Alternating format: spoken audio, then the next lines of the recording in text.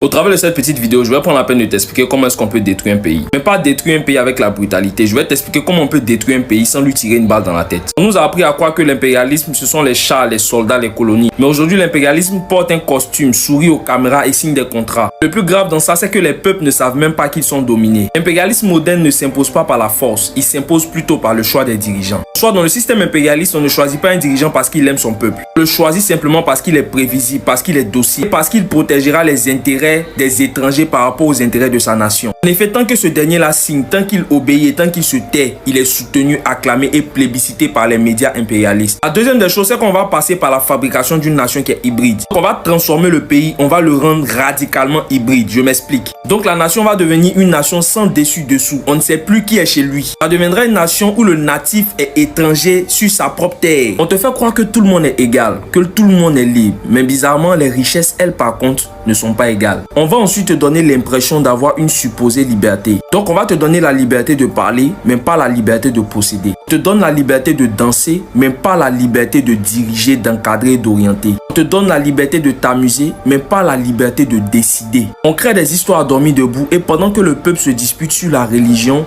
la politique et les buzz, les marchés stratégiques, eux par contre, sont distribués et attribués aux autres. Donc pendant que ça blague, les marchés tels que les marchés des mines, des ports, des infrastructures, tout est méticuleusement partagé et attribué. En soi, le pays va commencer à exister sur la carte, mais son PIB appartient déjà aux autres. Les profits sortent, mais les dettes restent. Les entreprises étrangères, elles, par contre, gagnent, mais les populations survivent. Et quand tu demandes pourquoi le pays est pauvre, on te parle d'une question de manque de travail. C'est là encore un mensonge. Ce n'est pas le manque du travail le problème, mais c'est plutôt le verrouillage du système. Parce que le plus dangereux, ce n'est pas le manque de travail ni même la pauvreté. Le plus dangereux, c'est dès que les jeunes ou un jeune trouve un système dans l'optique de pouvoir contourner la misère ou contourner la pauvreté, on le verrouille. Parce que ce système, on va le considérer comme illégal, non pas parce qu'il est illégal en vrai, mais simplement parce qu'il échappe au contrôle. L'impérialisme moderne ne détruit pas les peuples, il les gère. Il ne tue pas les peuples, il les endort. Et tant qu'un peuple continuera à confondre distraction et liberté, il sera continuellement enchaîné. La vraie révolution commence par la lucidité, par le fait d'être éclairé. En soi, un véritable dirigeant se mesure par la hantise et la haine que lui porte le système impérialiste. Dès lors que tu es vrai avec ton peuple, l'Occident te hait.